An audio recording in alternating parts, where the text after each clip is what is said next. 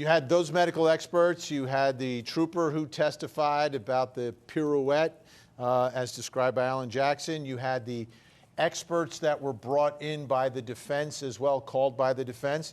Did any of this evidence convince you one way or the other about whether or not John O'Keefe was struck by a car, that the injuries were consistent with being struck by a car?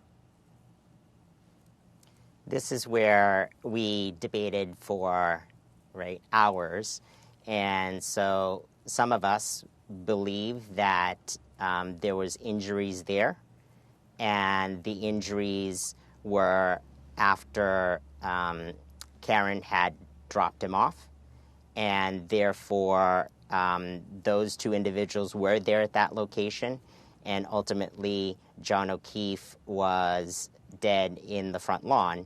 And so for some of us, it was conclusive evidence that she was guilty. For some of us, though, the injuries were not consistent with a pedestrian struck per se. It wasn't the standard. I understand that there may be different mechanisms, but there was not enough evidence or testimony given on how it could be not the standard pedestrian struck with extremity injuries.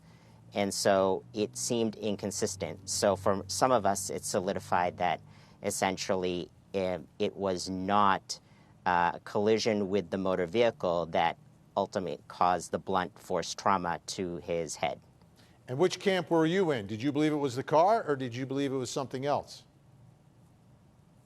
I believe that it may be something else.